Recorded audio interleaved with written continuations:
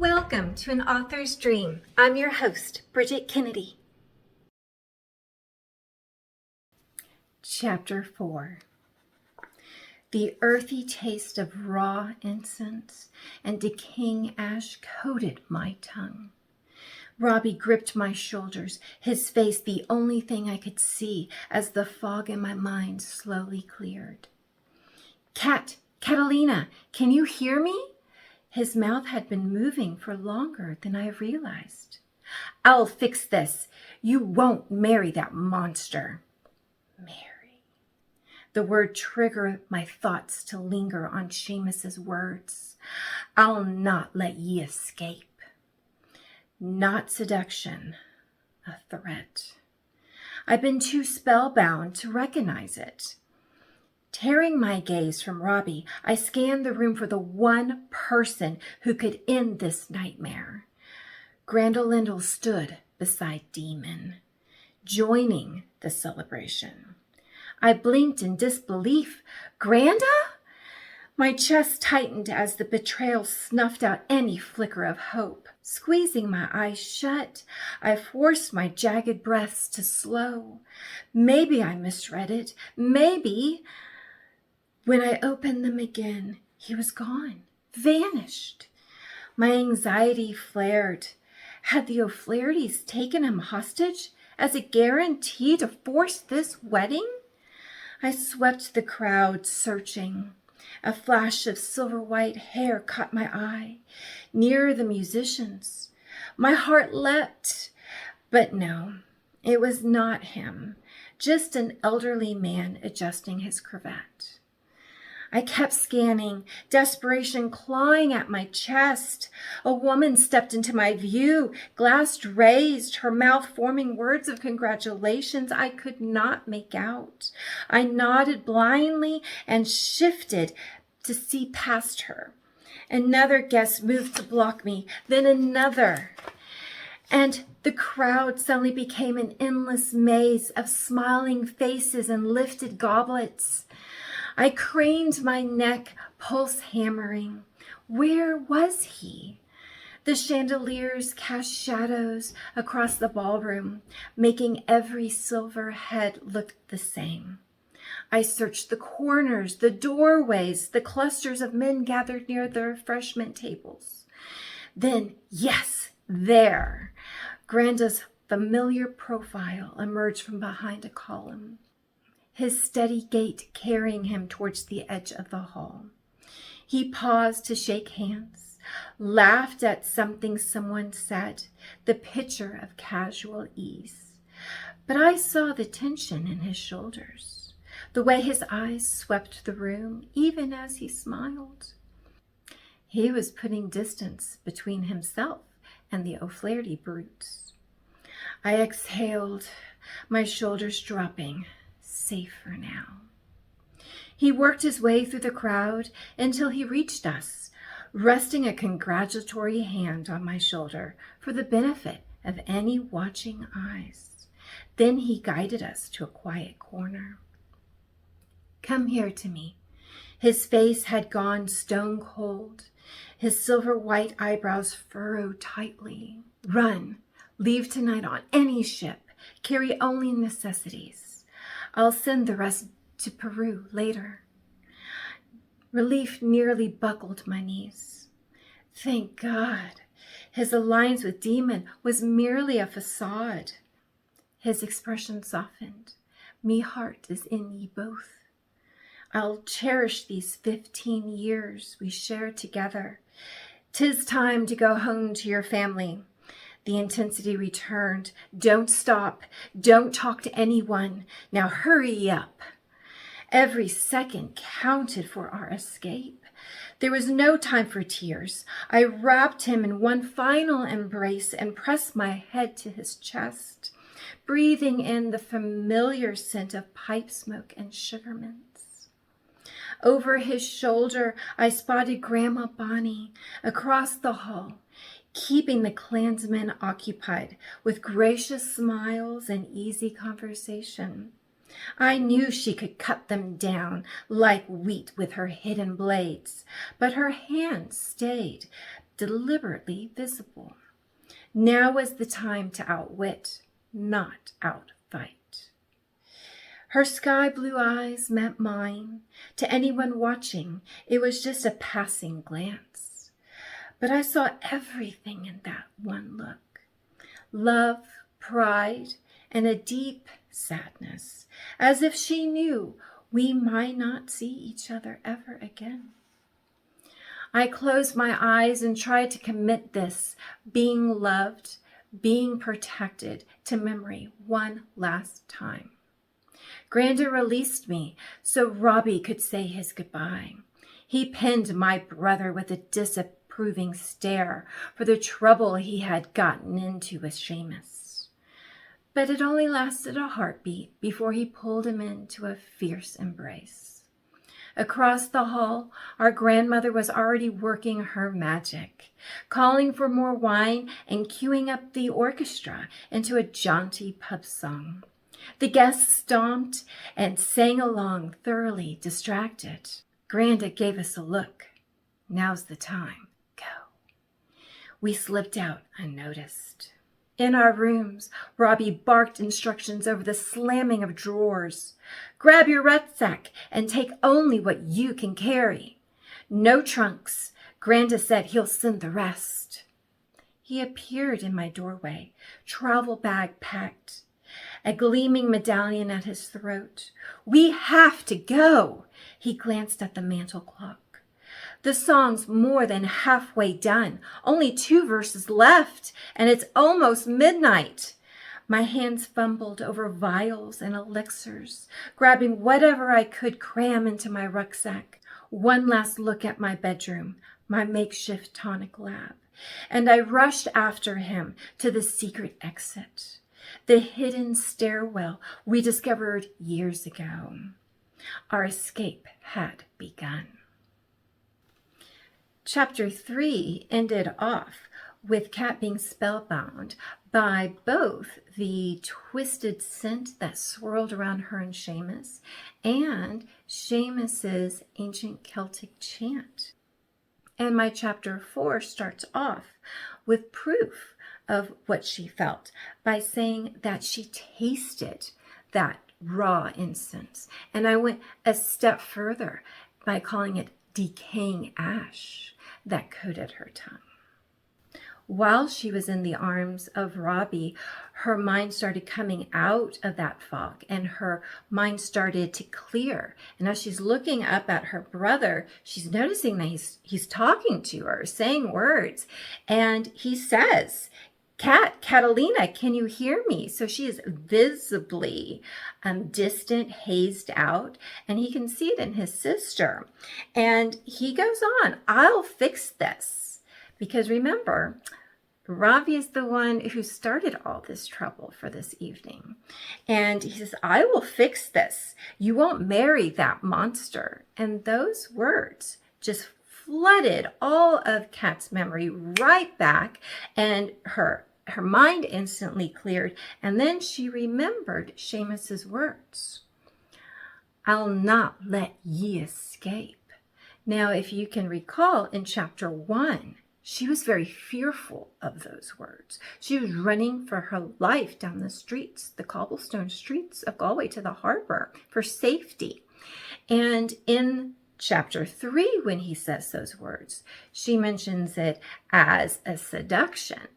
But now that her mind is clear, she now puts the 2 and 2 together, that it was not a seduction of words, it was a threat. And that's what carried over to the beginning of chapter 1 when she was running away from the ball.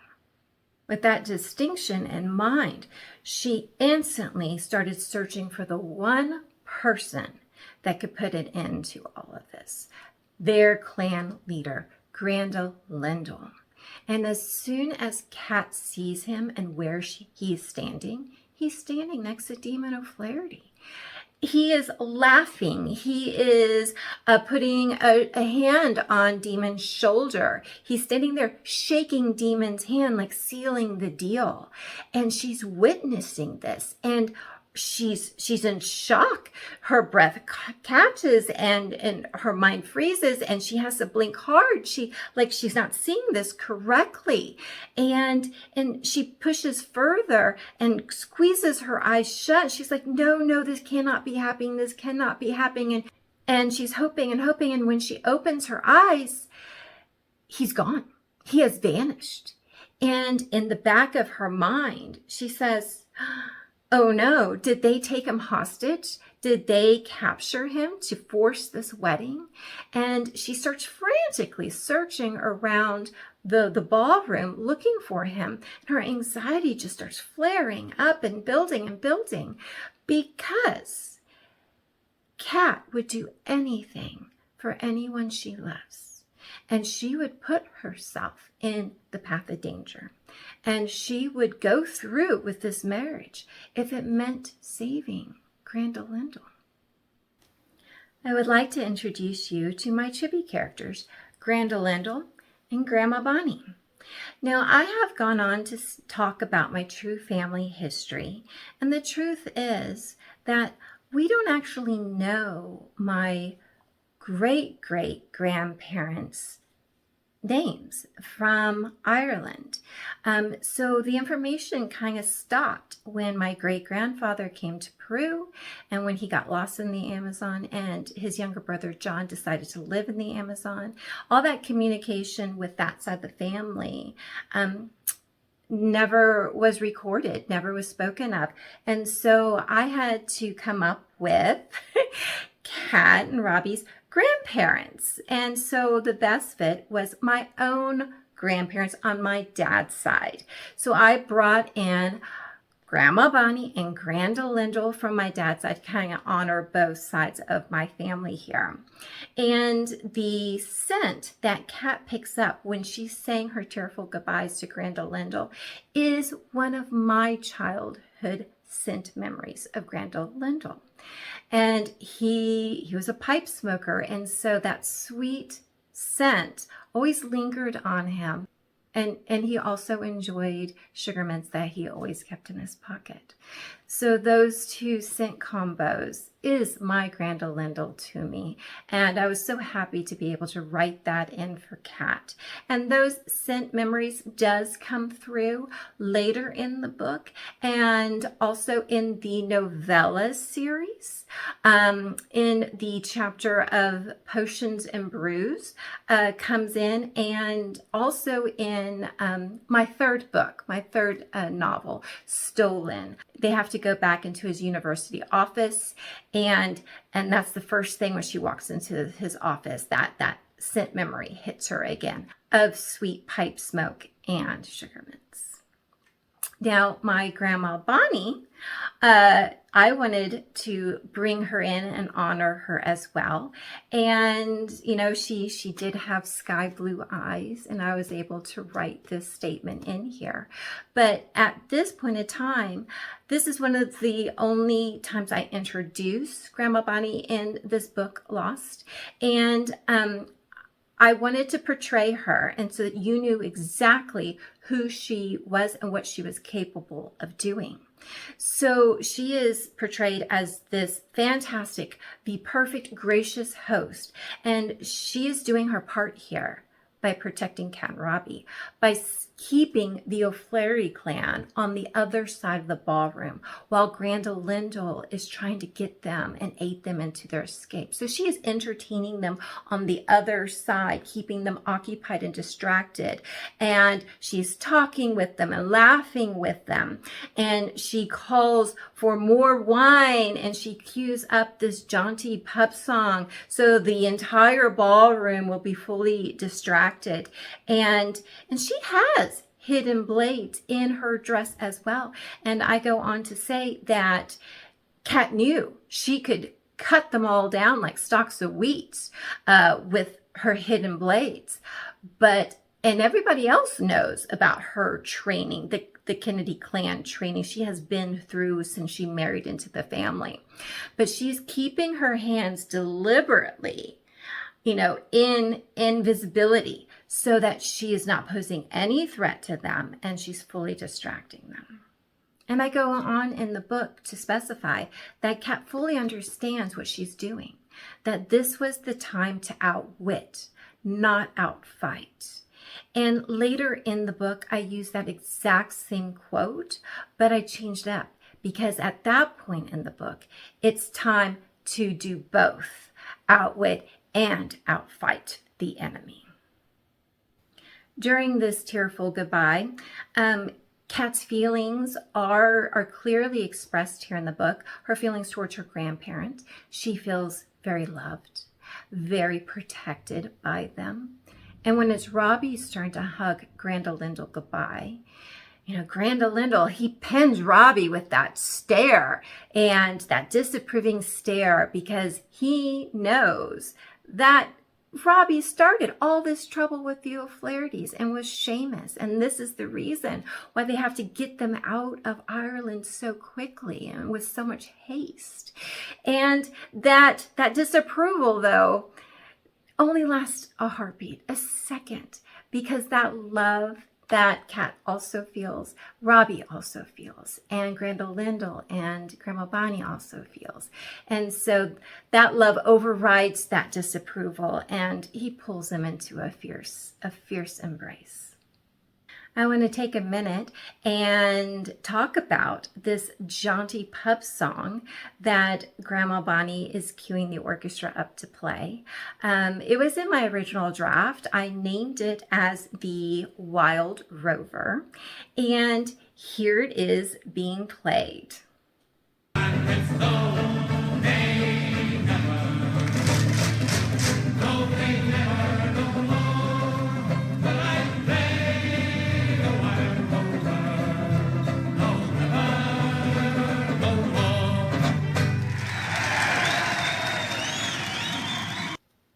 So while all the guests were being thoroughly distracted and stomping and clapping and singing along to this pub song that they all know so well, Robby and Cat slips upstairs to their rooms, and they're shouting to each other between their doorways, and Robby's barking orders, don't pack the trunks, just your rucksack and only what you can carry. And I want to talk about the packing trunks because this is a gift from their Uncle Fernando and Aunt Aurora. On the night before they left, their going away party before they left Peru to Ireland. And Uncle Fernando and Aunt Aurora are very wealthy, and they didn't have any children of their own, so they loved to spoil Cat and Robby with elaborate, expensive gifts. And so they bought them these very luxurious packing trunks that were supposed to be completely waterproofed. And they tease saying, if the ship that you're on sinks, you can just continue to float on to Ireland on these trunks. And so they're going to have to leave these precious, very expensive trunks behind and just pack everything in a rucksack, a backpack, something that's very light, carryable, that they can run. And I go on to say that, Robby gets done packing first and he comes into Cat's doorway and he's urging her, we have to go, Cat, hurry up, hurry up. And I kind of do this full circle moment because I mention the clock on the mantle, and the midnight train ships leave at midnight. So they knew that they were pressed for time to get out of the castle, run through Shop Street, down into the harbor and catch a ship. So that full circle moment comes back to later in Lost. I reflect that when their dad, Robert, and Uncle John, when they had to flee in the middle of the night as well, the clock on the mantle was also chiming the hours. So I was so happy to write in that full circle of events and adventure. So while Robby is standing there urging Cat to go, he hears only 2 more verses left. They're running out of time. And he mentions something specific. He says, Granda is going to send the rest of the stuff later. And this is a big seed, a big thing for you to pick up on, because later in in the book, their luggage does arrive, and it does arrive with unexpected company. And the only reason that they knew where to go is because Granda wrote the whole address where to ship those luggages to. And then I go on to mention that Cat is grabbing vials and elixirs and tonics. So while Cat was in Ireland, she was studying, yes, to be the Master's of Blade, but she was also getting her European education. And she really loves herbology. She fell completely enamored with it and obsessed with it, and that's what she studied. So she learned and trained to make elixirs and vials and potions and healing balms. And so she is rapidly just grabbing whatever she can from her makeshift tonic lab in her room. And more of this background of Cat being a herbologist comes out to play in the novella series and the short stories of the Potions and Brews. Is a really cute story about how Cat stands up for her brother by making a face cream for the girls that were bullying him. And she put something fairly spicy in that face cream, and it does have the effect that she wants, and she does end up getting her revenge and standing up for her older brother, and hopefully these bullies would not bother her brother Robby again. At the end of this chapter, I mentioned that they escape through a hidden stairwell. And again, another story in the novellas, Hidden Passages, is the telling of how they discovered this hidden passage stairwell when they were growing up at Oramore. Cat, listen to me. I just finished writing your grandparents goodbye, and it's truly beautiful. I know, I felt it. No crying. We have 2 verses left, and it's almost midnight. I wasn't crying. It was just the dust in this old castle, I swear. We have finally got to my favorite part of the episode, merch reveal. And so far, we have revealed this fantastic chibi shirt with all 5 of the siblings, Robby, Cat, Patrick, Maria, and Bastian, with the phrasings, "We're Kennedys, we don't break." And we also had revealed this fantastic baseball cap, perfect fit, great for summer. And this coffee cup, the most perfect coffee cup saying ever. It's time to battle up with the Kennedy crest. And so I have been told that this is the next level up in apparel to wear.